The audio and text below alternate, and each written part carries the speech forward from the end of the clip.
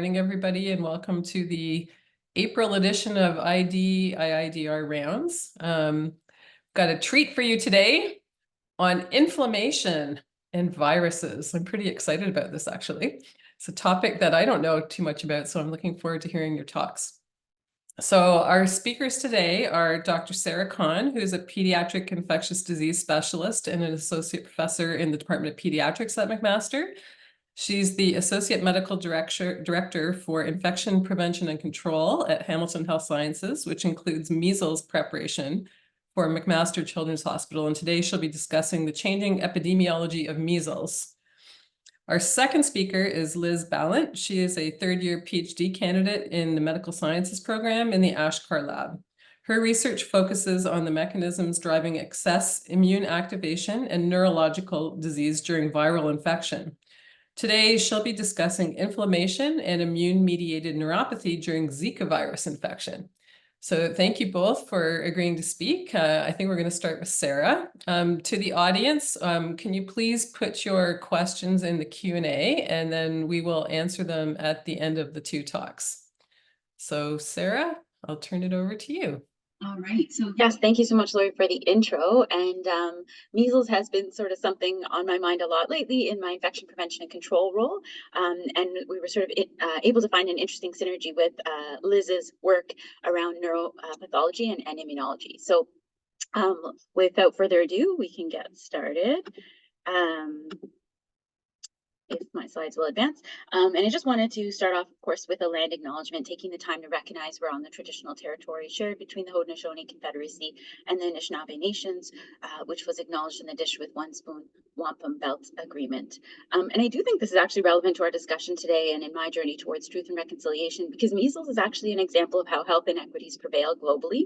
And the spread of measles and other infections was actually part of settler colonial ethnic cleansing enacted upon a variety of Indigenous peoples, and also how public health interventions have not always served all populations equally here in Canada. And so although this merits a much broader and further discussion, I think it's important for us as ID clinicians and researchers to sort of think about this in our work. But why are we talking about measles? I think this is an important sort of place to ground ourselves, because things are changing quite rapidly. Throughout this talk, we'll of course have to cover the virus itself and some of its interesting presentations and complications, and then what we have in terms of prevention, and namely that's vaccine, but also post-exposure prophylaxis. We'll talk a little bit about global epidemiology and the challenges we face in terms of measles elimination.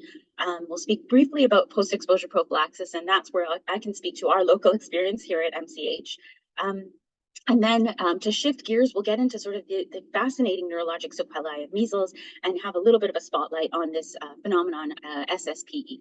And then I'll hand over to Liz to talk more specifically around viral and neurologic infections using the preclinical model with Zika virus. So again, why are we talking about measles? Well, global measles outbreaks have persisted despite many attempts globally to eradicate measles. And we continue to see sort of countries with persistence and ongoing measles outbreaks, which spill over into different borders. Now, Europe sort of blew up in 2023. Specifically, England announced a national incident when there was a rapidly growing outbreak in the West Midlands, which resulted in the European Regional Office of the WHO warning all countries that had previously eliminated endemic transmission of measles to be highly vigilant for the possible of importation and spread of this very highly contagious disease. And of course, this further has sort of come to the Americas, where in the US, for example, there's been a 300% increase in the number of measles cases. And in fact, some locally acquired cases are now emerging. And of course, as we know, pathogens don't respect borders. And so Canada has also not been spared. And we too are seeing this rise. And just to look at our local epidemiology, before COVID, we used to see about 7 to 22 cases per year. During COVID, of course, data was limited. Public health was seconded to a variety of other issues, and people weren't traveling. So perhaps, this data is take it with a grain of salt. But we are back on the upswing again. And in fact, in 2024 alone, these past 4 months, we've already had 9 cases, 7 imported, so travel associated cases, but 2 local cases. And 3 out of those 9 cases thus far were actually in fully immunized patients. And again, the impact on our hospital system, 3 of these cases also require hospital admission. And given the complexity and the airborne requirements, this is not always an easy task. And I would like to highlight, of course, we're on the map here with Hamilton having one of these 9 cases, which I'll speak briefly about as well. So when we think about measles and how we really have an effective preventive measure, namely the vaccine, and we have been able to reduce our cases significantly, why are we now sort of seeing these numbers coming back up? How did we go from having eliminated measles outbreaks to being on the brink of multiple outbreaks and now locally acquired cases starting? So let's get into it.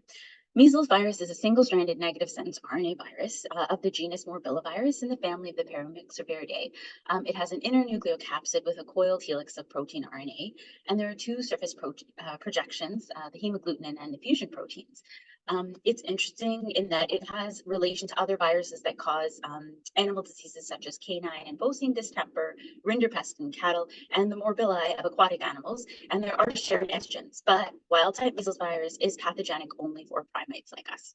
And of note, they do use sort of our host receptor, the SLAM receptors, to sort of get in, fuse, and then go on to mRNA synthesis with viral budding and shedding of ongoing virions. We'll talk more about that here in our pathogenesis when we speak about how measles virus, again, is airborne or through respiratory droplets, invades our respiratory epithelium.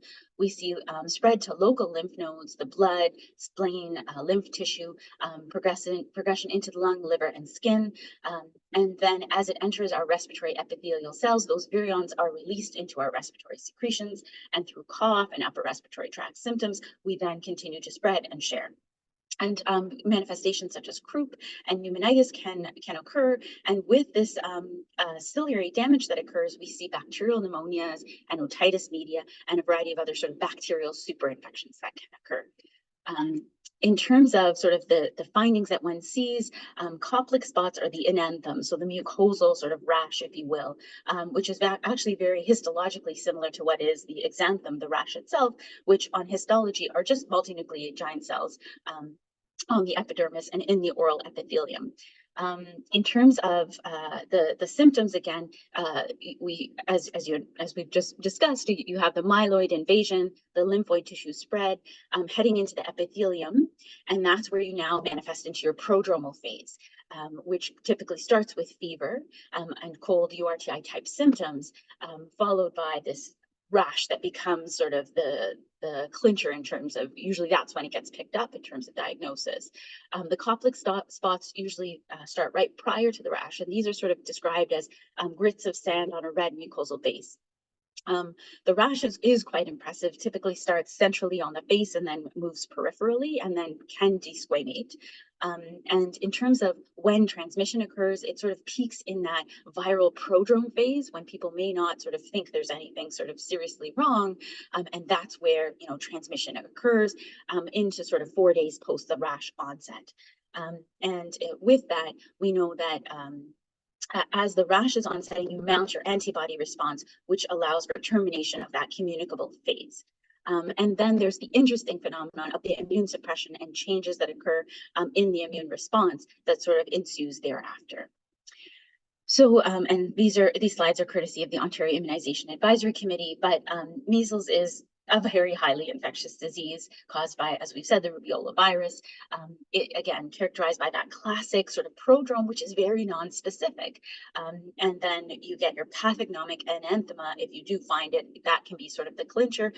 Otherwise, once that rash starts is when, people start to think more about the possibility of measles.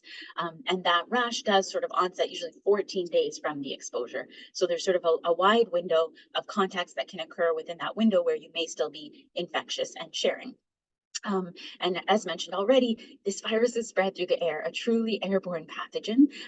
And in addition to the respiratory secretions that are sort of being shed by nose and mouth, and so high degree of secondary contacts in household cases, but also sort of even in shared airspace up to sort of 2 hours after a person has left an airspace.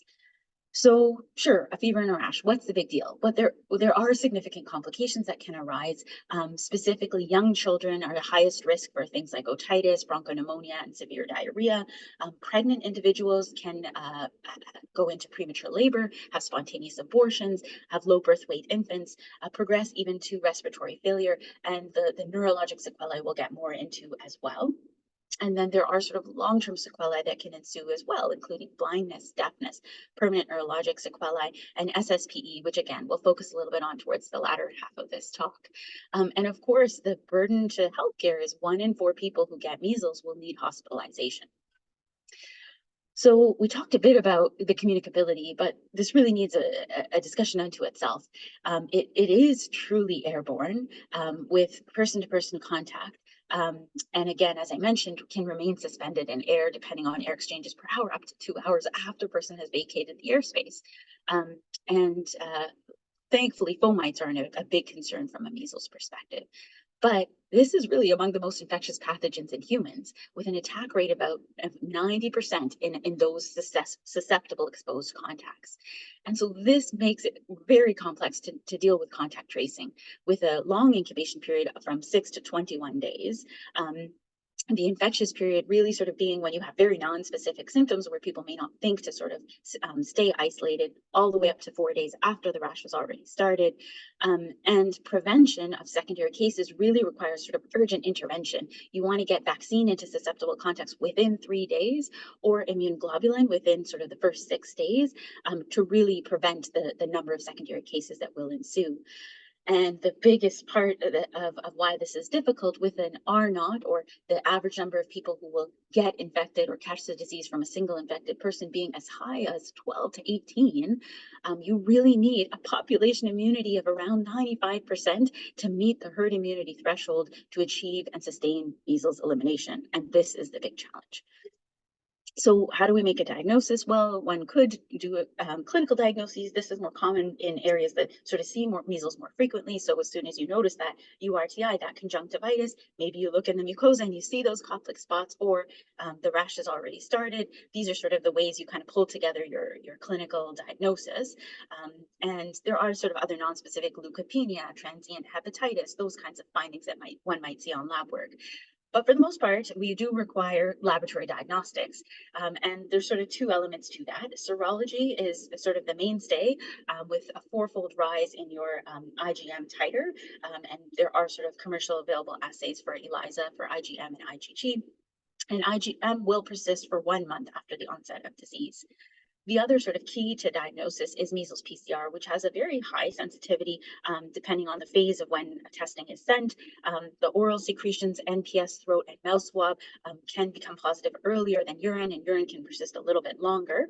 And there is some debates depending on which guidelines that you read around what is the optimal specimen. Public Health Ontario is actually trying to validate the NPS compared to the throat to actually sort of give more specific guidance around what is the most useful test. In terms of treatment, there really actually isn't a lot. Supportive therapy, antipyretics, and fluids is indicated. Where there is bacterial superinfection, you treat that with antibiotics. There's no preventative antibiotic courses. And in areas that do have significant malnourishment, vitamin A supplementation is a key part of treatment in young infants typically.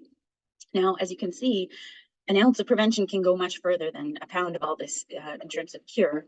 And this is where I think we get into the interesting aspects of the history of measles virus and vaccine development and attempts at measles elimination. So let's get into that a little bit. So measles goes back thousands of years. It was sort of first described by a Persian physician, Muhammad ibn Zakaria al-Razi, around these symptoms and the complications that distinguish measles virus from smallpox. Subsequent to that, sort of one of the big landmark sort of findings around measles was when Dr. Peter Ludwig Panem was commissioned by the Danish government to investigate an outbreak happening in the Faroe Islands. And this is interesting because the Faroe Islands are sort of this isolated oops, island off of the coast of mainland Europe, which was really part of the commerce trade routes. And it was under sort of Danish and rule for the most part. And so the Danish physician goes over there and does like an intensive epidemiologic investigation and now sort of contributes to the early understanding of contagion, right? This is pre-germ theory, pre-Virchow and Koch and Pasteur. And so he was actually able to delineate the epidemiology, how transmission occurs, and even the incubation period. Interestingly, in 1875, colonialism spreads measles to naive populations, devastating indigenous peoples in Mesoamerica. And a classic sort of situation was the Fiji outbreak, where the senior chief visited Sydney to sign off basically their land to British sovereignty. And upon returning back to the island, him and his sons became sick. And upon meeting with the other chiefs of the island, essentially a massive outbreak ensues, and it spreads throughout the island, and 25% of the population dies. So sort of fascinating history. Subsequent to that, we see Koplik describing the mucosal findings in the 1950s. Enders and Peebles propagate measles virus in the lab. And that brings us to the sort of closer to the Industrial Revolution, where we now see improvements in nutritional status, the availability of antibiotics and supportive care, and we do see some reductions in mortality occurring. But it was the vaccine that was the game changer. So in 1963, live vaccine was licensed in US. The Edmondson strain was the first live vaccine. Unfortunately, it had a significant sort of severe kind of side effects, including rash and fever, and needed to be co-administered with immunoglobulin. Now we have much more attenuated vaccine strains, and so this isn't the issue. But essentially, you can see sort of the global reports here, and as sort of measles vaccine dose 1 goes in, you see a significant reduction in cases occurring here in the 1970s to 80s. And once it was required for school entry, we see the first nadir. And then by the early 90s, there was a second dose requirement goes up, and you see further elimination occurring. And really by 1993, typing data shows that there is no endemic transmission happening in the US. There was just sporadic imported cases occurring. And so, the Americas start to move forward with elimination, but a global measles strategy starts to be developed in the early 2000s, reassessed in 2010 with the World Health Assembly Global Vaccine Action Plan to eliminate measles by 2020. And there was a significant 79% decrease in cases and 17.1 million deaths prevented over the early 2000s. But we are not there yet. And it's interesting because measles outbreaks are really a canary in the coal mine of health inequity and gaps that and help identify gaps in immunization programs and primary healthcare systems. Measles continues to be a major cause of death in displaced populations in refugee camps, and case fatality rates in young children in humanitarian crises are estimated up to 20%. So although sort of in dark blue here, the areas that have truly verified, eliminated measles local transmission and considered under control, we are not there yet in most areas of Africa, where only 15% of member states have that greater than 95% vaccine coverage. And similarly in South Asia, around 5 countries have eliminated, but 64% of countries have achieved the greater than 90%. And so the 2030 agenda for the WHO is to target these 49 countries in their immunization agenda around measles elimination. So what about here in Ontario? In 1996, the 2-dose measles vaccine program was implemented with a measles catch-up campaign to catch anyone that hadn't received 2 doses. And at the current time, we have a MMR vaccine at 12 months of age, and then a second dose at 4 to 6 to give sort of prolonged lifelong immunity. The problem, though, of course, is that there are individuals that will not be candidates for live vaccines. And so that's why we need good herd immunity to protect those that are not vaccine candidates. So why is it, if we have a serious disease and a highly effective vaccine that reduces the risk of death, why are we seeing a resurgence in measles outbreaks? And in a one-line sort of review, I think a big part of this is the anti-vaccine movement and the regression it's caused in modern medicine. And this could be a talk of its own, but we have to sort of speak to the realities that there's a range of reasons why the anti-vaccine movement has kind of spread. And part of it sort of can arise from religious opposition. The dangerous and sinful practice of inoculation has been described, or the ingredients in certain vaccine, or meddling in the work of God. There's lots of different sort of rationales that have arisen, and it can lead to sort of this conscientious objection. I think we also recognize that sort of the idea of protection of civil liberties and compulsory vaccination laws are also sort of a huge kind of reaction to some of these mandates. And I think, we saw that play out with COVID vaccine, a much newer vaccine with a lot less data, where, there was some adverse events, and I think those were maybe downplayed, and I think that contributes to some of this phenomenon.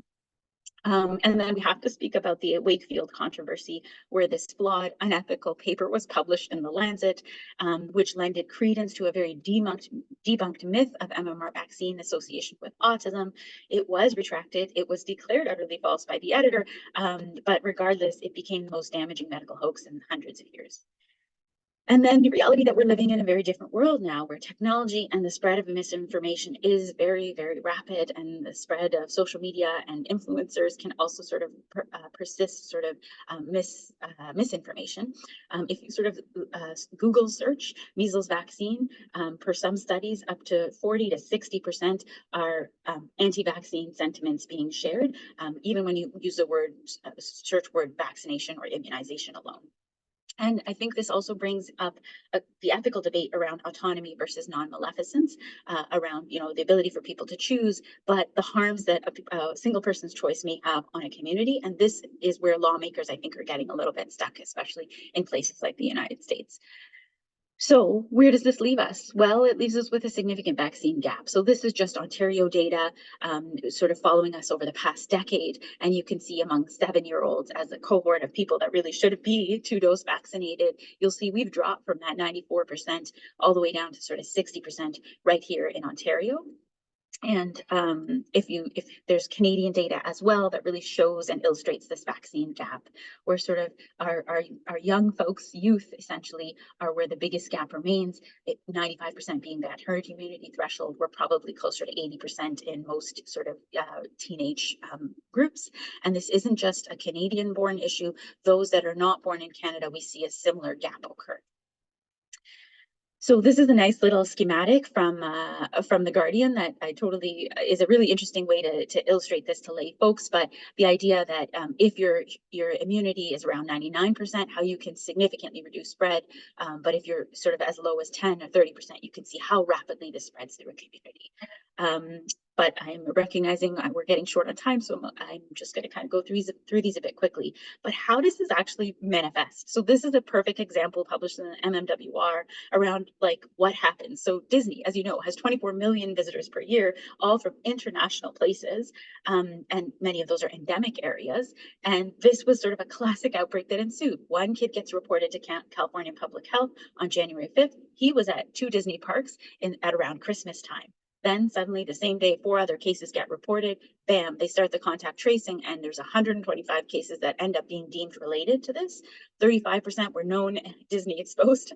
34% had unknown exposure, which indicates local transmissions. 31% of the cases were secondary cases of the known sort of Disney exposed. And the reality, this spread throughout the US as well as into Canada and Mexico. Interestingly, 20% of patients got hospitalized. And again, 45 to 50% were either unvaccinated or only single-dose vaccinated. And of those, 67% were just not vaccinated by choice. Wasn't that they couldn't get it, they chose not to get it. And so this is how rapidly things spread. So what do we do when there's an exposure? Well, the first step is to determine who was exposed. Next is to determine their immunity status. You want to quickly offer PEP, post-exposure prophylaxis. So that means vaccine within 3 days or immune globulin within 6 days. And then you have to isolate those that were non-immune and exposed. Now, it's not always easy to isolate people for up to 3 to 4 weeks because people may not be compliant with those recommendations. So this is why it can become so challenging to control local spread. So what happened here at MCH? Well, we had an unvaccinated infant present to the eMERGE 1 week after returning from travel to Eastern Europe. His chief complaint was fever and cold symptoms, nothing really interesting. But while in our eMERGE, as he was being assessed by his clinical team, he starts to manifest the rash on his face, and it goes downwards right on this Friday night, of course. The astute ER team recognizes the possibility of measles, isolates him at that point, but he'd been in our space for 2 hours already. He gets admitted to hospital and treated for pneumonia.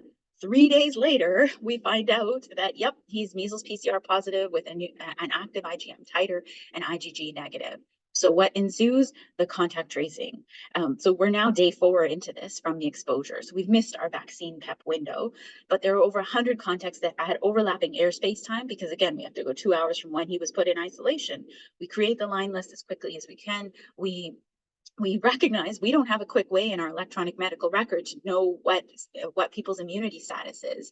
We also don't have a quick way to determine who's immune compromised, who needs immune globulin as post-exposure prophylaxis. And we also realize we don't even have full data on vaccine records or immunity status, even of our own employees. So we are not prepared for this. And work is underway now at this time to try and optimize some of these metrics so we can be more prepared for another case. And public health gets involved, starting to call all these contacts in the evening, and we bring in, we speak to Canada Blood Services, get measles IG here within sort of 12 hours, and we have 5 infants that require measles IG, the IM dosing, because they are less than 30 kilos. We have 3 other people that are immune compromised, meeting that criteria, that need IVIG, which is an hours-long infusion, which has complexities, and one of them we were only able to get in by day 6, which is within the window of PEP, but they need airborne isolation. So not easy things to coordinate. So in our last few minutes, I wanted to speak around this interesting neurological complications of measles. And we'll spend a little bit of time on talking about how measles even enters the central nervous system, because our neurons don't have that SLAM receptor. How are these syndromes related, and what is direct infection versus immune-mediated pathology? And will we see more of these complications because we're seeing more natural measles immunity and less vaccine immunity? So how does measles enter the CNS? We don't fully understand this, but there's a couple theories. So neurons don't have our typical receptors, the SLAM receptor. And so one thought process is it just peripheral blood monocytes that carry the virus across the blood-brain barrier? Is there viral replication within capillary endothelial cells that release these viral particles into the brain? Is it direct inoculation through the olfactory bulb? Or is there some degree of mutation occurring in the F protein, which does allow it to now enter our neural tissue directly? So there's 4 kind of main CNS complications that I'll briefly touch on. One being post-measles encephalitis, which is an active infective form of measles CNS infection. It sort of occurs during the rash phase. And again, measles is entering the brain thought through lymphocytic infiltration, much more common in kids than adults. Acute post-infectious measles encephalomyelitis is a post-infectious phenomenon, usually weeks to months after you got your infection, in some cases vaccine, and it's a molecular mimicry phenomenon. Again, more young folks than adults manifest this. Measles inclusion body encephalitis is typically in immune compromised hosts within a year of either their infection or vaccine. There's no rash, but it's sort of just persisting measles infection in these immune suppressed hosts with classic pathology on brain biopsy. And then SSPE, which is a very fascinating phenomenon that where measles infection occurs in early childhood, and then years later, 3 to 20 years later, there's some persistence of a mutated form of the measles virus, and it sort of causes this progressive neurologic disease. So in terms of timing, we've talked a little bit about how PME and MIBE is more sort of active infection, whereas APME is very classically post-infectious, and then SSPE is sort of this recrudescence years later. We talked a little bit already about the mechanism and pathology, but I won't speak to too much detail on that. The symptoms can actually be very, very similar and very overlapping. These are sort of encephalitis type pictures, so seizures, headaches, behavioral abnormalities, and tone differences. And there are sort of classic imaging changes that are more in keeping with certain phenomenon compared to others, but I will sort of rush through a list a little bit. In terms of the CSF, lymphocytosis, again, more common in PME and APME, whereas you can actually have normal CSF in some of the inclusion body and SSPE phenomenon. And again, you actually see virus in PMEE, whereas in SSPE, there's actually documentation of mutated measles virus that is seen. And then in terms of serologies, again, you'll see antibodies throughout the CSF in really all of these phenomenon, but really more classically rising titers are seen with MIBE over time. Treatment, there really isn't a lot. And so just like acute measles infection, supportive care, whereas this molecular mimicry phenomenon, it's about immune suppression. And then there is sort of discussions around interferon alpha, but obviously not big trials because these are rare conditions in general. a brief spotlight on SSPE, again, very rare, more common in people with a history of measles infection rather than vaccine. And death is unfortunately inevitable in the vast majority of these cases, though those that seem to have a rising CSF antibody titer seem to have a longer survival. There is a staging system, but really it's impressive how quickly one can deteriorate with this condition. There's classic EEG findings and interesting pathology findings. Again, I'm sorry to rush into this. And again, some hyperintensity, flare, and diffusion weighted findings on head imaging.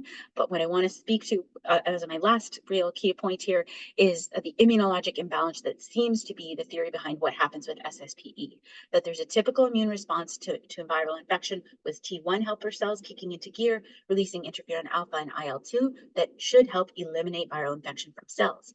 And then your humoral response kicks in, you get antibodies and you get long-term protection. But it seems that patients with SSPE seem to have that reduced cellular immune response and rather a more Th2 response. And this may be why they're unable to eradicate and they go on to get this progressive disease. And what's most scary about all of these manifestations is that they're more common. They're rare, but they're definitely more common to occur after infection as opposed to after vaccination. And so we may see more of these. And that's what I think is quite scary, given we don't have a lot of treatment. So my last take-home points are: measles virus is highly contagious and can cause serious sequelae. We have a highly effective and safe vaccine that prevents disease. We need to rebuild trust in vaccines to prevent these cases, stave off outbreaks, and rebuild our herd immunity and close that vaccine gap. And public health will be critical to all of this management.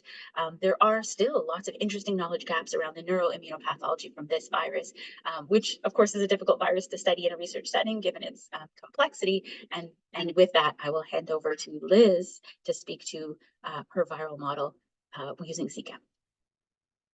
Thank you, Sarah, for that rather terrifying talk. Liz, over to you. Well, thank you so much for having me. Good morning, everyone. So as Sarah just described, we really want to understand, how viruses are causing damage. And so, so as Sarah just described, measles is one example of a virus that has a number of different neurological sequelae, and these can be really quite severe, but the pathology ultimately is not well understood. But in our lab, we've discussed how there are really so many different viruses that have all at some point been linked to these very rare but very severe neurological outcomes of infection. And so it's really interesting to try and understand what is similar between these infections and how can we treat them. And so typically we think of this as really two different hypotheses for how disease might be happening. And so the prevailing theory is that a virus infects a cell, and through lysis of the cell and release of their progeny, we have cell death leading to disease. However, there is other evidence that the immune response to a virus is also very important and can also elicit some damage. And so when we look at all of these different viruses that cause disease, neurological disease, some of them are neurotropic, but some really typically don't show a lot of viral replication in the CNS. And so it's not clear then how exactly these viruses seem to be causing disease if there's very little virus in the brain, for example. And so we really wanted to understand the role of both the virus itself and the role of the immune response in disease. And so to do this, we decided to use a Zika virus model in order to really piece apart the role of the virus and the immune response. And so Zika virus has largely been ignored since it was discovered in the early 1940s until its most recent outbreak in around 2015 to 2016 in South America, where it's estimated over 1 million people were infected. This outbreak also unveiled several devastating neurological outcomes of Zika virus infections that were previously not known. So this includes microcephaly of the developing fetus, as well as paralysis or Guillain-Barré syndrome in adults. Zika is now still endemic in many countries in South America, Africa, and Southeast Asia. And although we don't typically see viral Zika virus infections here in Canada, Zika has been brought to Canada after travel previously, and there is potential that as our climate changes, we will see the host range for mosquitoes that transmit Zika to eventually reach Canada. And so there really is a need to understand this virus more, as there are currently no vaccines or treatments.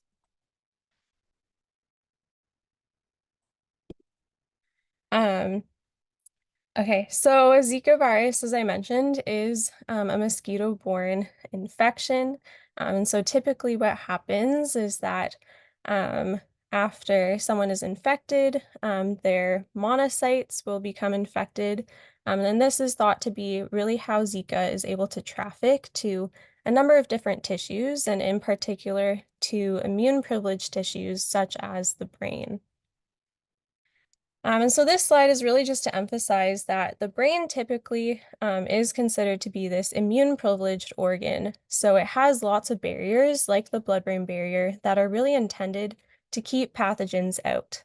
But in this process, they also will keep immune cells out. And so when a virus does enter the brain, there's really only one key immune cell that is in the brain to respond, and those are microglia. And we know that typically these cells can produce a lot of cytokines and chemokines to recruit other immune cells in order to respond to infection.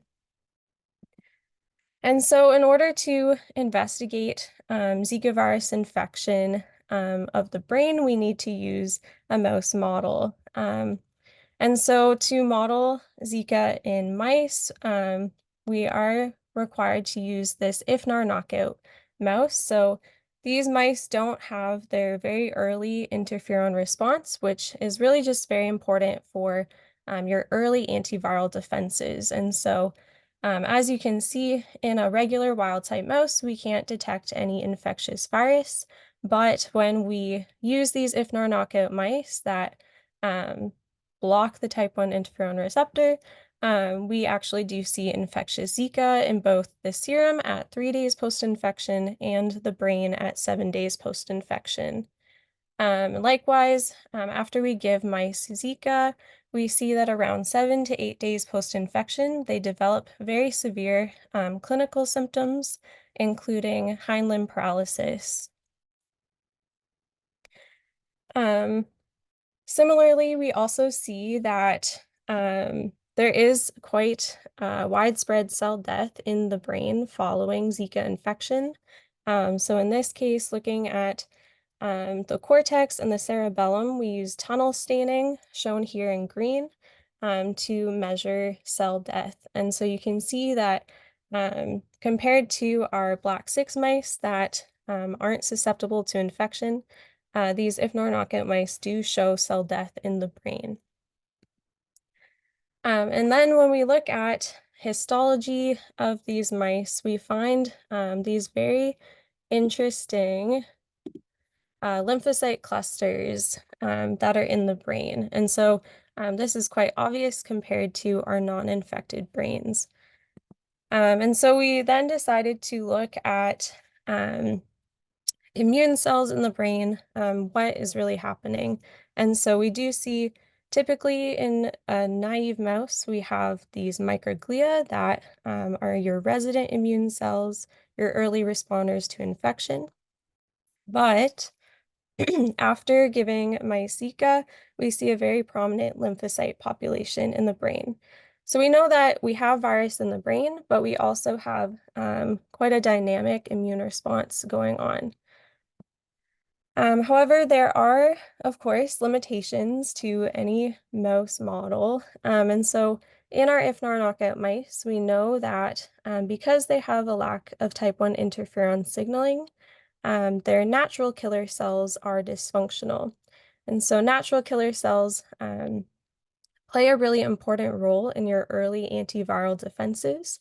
And so we thought that perhaps because they lack type 1 interferon signaling and they have dysfunctional NK cells, this is why these mice have such high Zika virus replication. And so we suspected that if we could restore our NK cell responses, we could then reduce the infection and thus reduce clinical signs. And so we really just asked what we thought was a simple question of, does NK cell activation reduce Zika virus replication and prevent Zika-induced neuropathology? And so to investigate this, we treated the mice with inflammatory cytokines IL-12 and IL-18. So these are typically well known to induce NK cell activation. And then we followed the mice to see if they would develop signs of paralysis. And so ultimately, we did find that our treatment is successful. So the mice produced interferon gamma in the serum following IL-12 and IL-18 treatment, as expected from natural killer cells. And we also did see that we were able to reduce the viral burden in these mice. So particularly here in the brain, we've almost completely eliminated the virus. And so this made sense to us. We've given some inflammatory cytokines, we've really activated their immune response, and we've almost eliminated the virus from these mice. But what was surprising to us was that these mice actually had worse incidence and severity of paralysis. And so our IL-12 and 18 treated mice ultimately had more paralysis than our regular Zika virus infected mice. And when we look at the cell death in the brain, this was consistent with the clinical symptoms. So we saw increased cell death in the IL-12 and 18 treated mice, further suggesting that this really was some sort of phenomenon with the treatment. And so when we look at the histology, again, we do see these lymphocytes infiltrating into the brain, and particularly with the IL-12 and 18 treatment group, we do see a lot of perivascular cuffing and lots of inflammation in these brains. But when we looked at the lymphocyte population in the brain, we found that really 99% of them were these CD3 positive T cells. So we actually don't find very many NK cells in the brain, suggesting that they're not contributing to disease in any way. And so we actually find that CD8 positive T cells are really the predominant immune cell that's infiltrating the brain. And when we gave IL-12 and 18, we saw increased CD8 positive T cells. So this seemed to be linked to the worst disease that we saw. And so when we looked back in the literature, we really wanted to understand how could T cells be killing, even though there's very little virus in the brain.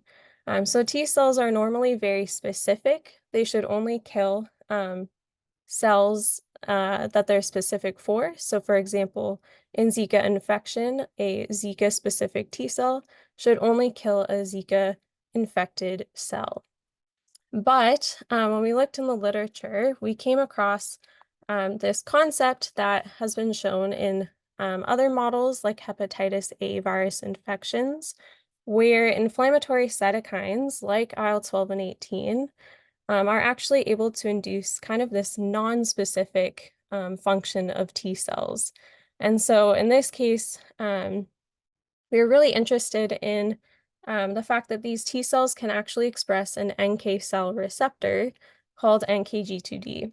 And so this receptor basically could allow a T cell to kill non-specifically instead of using their very specific TCR.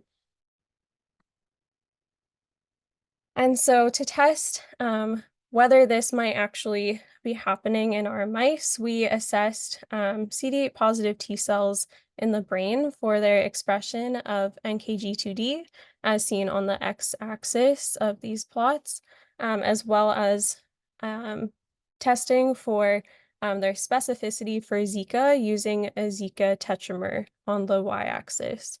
And so really what we can see is that the vast majority of the T cells that were in these brains seem to be NKG2D positive, and very few were antigen specific by tetramer staining. And so this really suggested to us that there could be some kind of non-specific mechanism that's occurring here.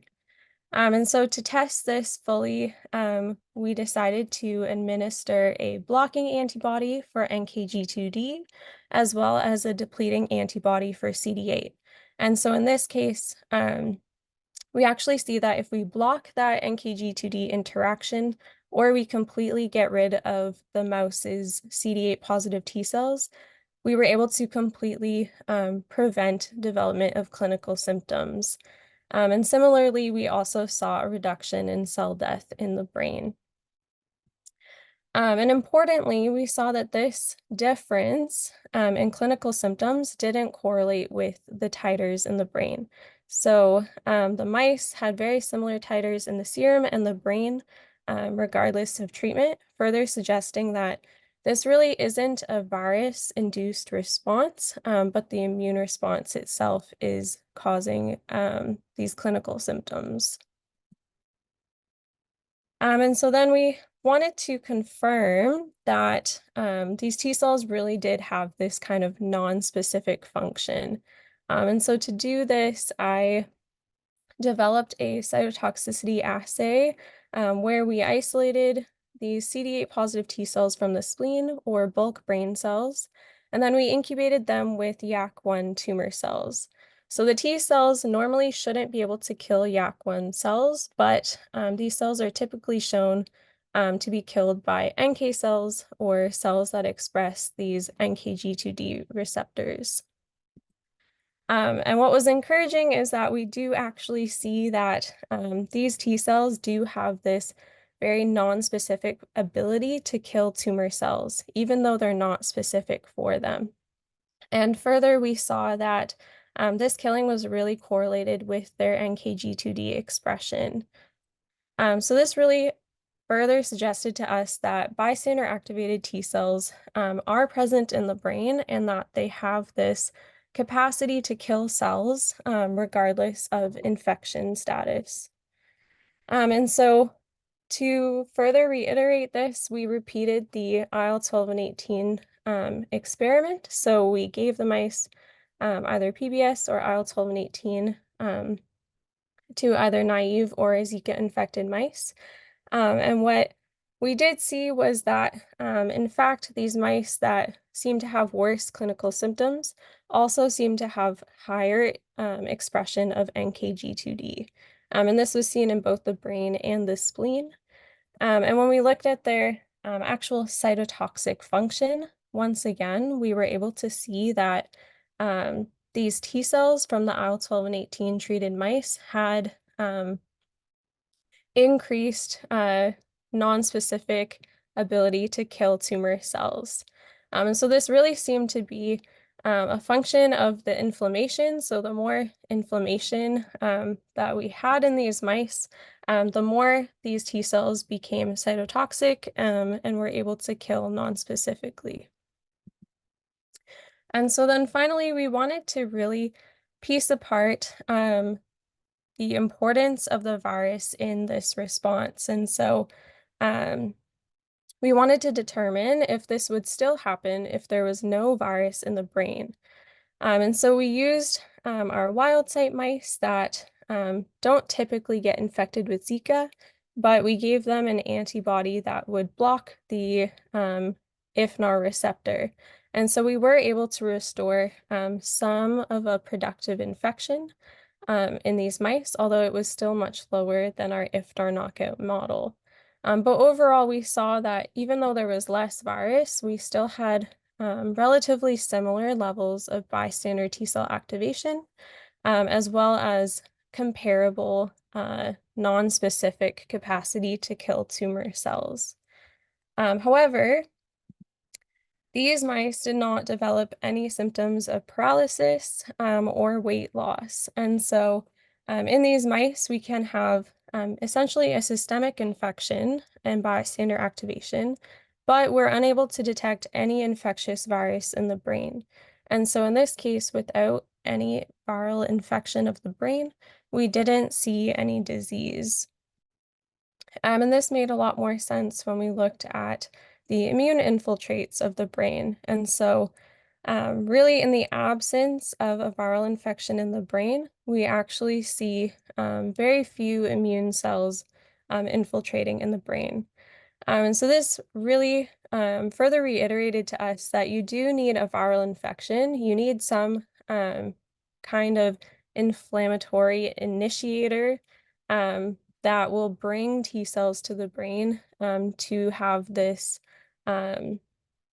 this pathogenic function. And then finally, in this model, we did find that if non-knockout mice, they have elevated levels of a number of different inflammatory cytokines. And so that's shown here in the black. And they also show high levels of chemokines for T cell recruitment, like CXCL9 and CXCL10. But in these mice that have a systemic infection but no brain infection, we don't see the production of these inflammatory cytokines and chemokines that we think are needed to recruit T cells to the brain and to cause damage. And so just to reiterate that we do see that systemic infection, in addition to a brain infection and inflammation, is able to induce this kind of bystander T cell mediated neuropathology in Zika virus infection. But when we have a systemic infection, but there's no brain infection or inflammation, we don't have T cell recruitment into the brain, and so ultimately there are no clinical symptoms of disease. And so overall, we find that ultimately the virus isn't likely what's directly causing disease in this model. And so we saw that viral titer ultimately doesn't correlate with disease.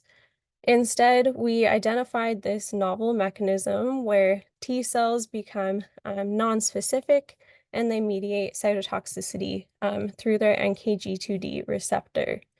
And so this is really exciting to us because if we understand really how viruses are causing damage and how these T cells function, then we can actually develop more specific therapies so that we can actually have treatments for virus-induced neurological disease. And so just as a little extra bonus, we are continuing this work to really try to understand how these T cells are interacting with cells in the brain. In particular, we're really interested in these resident microglia of the brain and how they're involved in this disease process. And so the more that we know about this phenomenon, the more treatments that we can develop. And so with that, I just want to acknowledge everyone who's contributed to this work, and I think we have a few minutes for questions. Thank you, Liz. That was a fabulous talk. All right, let me go to the questions. Merrick has a question for Liz. He says, there's considerable evidence that Epstein-Barr virus might be necessary but not sufficient for the development of MS. Are there any parallels to your work on Zika? Yeah, that's a really good question. So there is definitely a lot of evidence that's come out recently suggesting that EBV may be a causative agent for multiple sclerosis. So we do know that there's a number of studies with both human tissues and more of the mouse models of MS that suggest that there are kind of these NKG2D ligands or like stress ligands that are upregulated in the brain in MS patients. And there are some mouse models that indicate that NKG2D is somehow involved in disease. And so we do think that it's very possible that there is some linker here, that we know that T cells are important. We know that the ligands are there. And so, yeah, we do think it's possible that this phenomenon isn't just during acute viral infection, but could be applicable as well. Do you think these sort of over enthusiastic immune responses are partly a consequence of us not evolving with those viruses over a very long time? Like this is a more sort of recent exposure to these pathogens, and so the immune system is a little exuberant about trying to get rid of them? Yeah, I don't know for sure, but I think it's very possible. So certainly Zika doesn't seem to have as long of um a life as far as like Coevolution history? yeah, yeah. Yeah. And so it's very possible that, these are very new viruses that we're seeing and very acute infections. So we haven't had that evolutionary history to develop more of a mechanism to control it. That's a super interesting story, and maybe with implications for cancer treatment too, which I find really interesting. I have a question for Sarah, actually.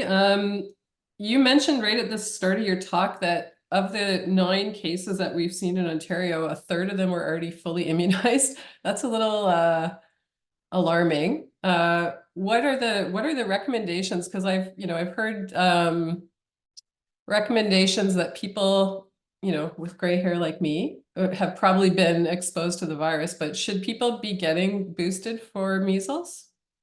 So there's no recommendation at this point around boosting anyone sort of born before 1970. But I think there is emerging recognition that there is maybe a waning immune response. So I think more is still to come around that, but it's definitely a notable phenomenon around cases that were fully immunized still manifesting.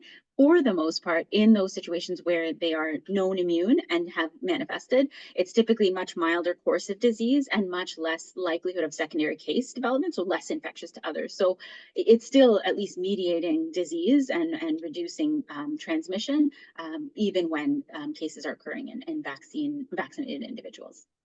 And have you found that in the case that you mentioned where you had someone in your ER for 2 hours before you realized that they actually had measles, from what you've been able to trace, were immunized people, children, etc., protected? That's a great question. And we are like literally, I think, 3.5 weeks out from that episode. So I think there's still sort of window to see what changes. But as of now, we have not had any secondary cases identified through public health. So it appears that vaccine immunity, staved off any secondary cases at this point in time. That's good news, because I guess the alternative explanation for a third of immunized cases coming down with disease is that we are looking at something that's not the OG measles virus. Yeah, nothing to suggest that at this point about mutations or significant variants that it is breaking through vaccine in that sense. But we recognize there is, I think, around a 2 to 3% vaccine failure rate. Like, so it's not a perfect vaccine, but it is still highly effective. All right, I am not seeing any other questions. Oh, I lied. One popped in just as I was saying that. Okay, so for non-immunized infants, what could be a good way to prevent contracting measles, especially if there will be air travel or necessity to be in crowded areas? Any idea? Yeah, so there is NACI and other sort of PHAC have recommended anyone older than 6 months planning travel to especially endemic regions should actually go ahead and get a dose of MMR early. Normally we recommend at 12 months and onwards. The only difference being that it will not confer a longer lasting immunity when given at such a young age, and so they still require 2 subsequent doses, but that is a change for young infants and preventing the risk. Aside from that, there hasn't been any major changes in recommendations for infants. We do have PEP that can be given in the first 6 days with the measles IM. And last question from Don Bowdish. Has there been any studies on pre-1970 people undergoing chemotherapy or immunosuppression becoming vulnerable? Oh, Don, you hit the huge point of debate. So there is ongoing variance in guidelines at this point in time around who is immune compromised, where we cannot rely on their serostatus, and we should just go ahead and give them immune globulin despite being fully vaccinated. Where there is some consensus is severe HIV, severe primary immune deficiency, and post bone marrow transplant, where we don't really care about, you know, vaccine history or even a positive serology. We would offer them immune globulin. Where there is a lot of debate and discussion still ongoing, and where the Ontario Immunization Advisory Committee is still meeting to make sort of land final decisions, is some of the other sort of active chemotherapy for malignancy, or, you know, monoclonal antibody populations there where we have some degree of immune suppression. Can we rely on their serostatus or their vaccine history alone, or do they also merit? So different guidelines say different things at this stage. Yeah, it sounds like we also need to make sure that all of us know what our immune status is. If you couldn't even trace all of your stuff, that's incredible. All right, just for sake of time, I'm going to say thank you again to both of our speakers. Great talks, super interesting morning. And thank you everyone for joining us. There will not be rounds in May, so I will see you in June.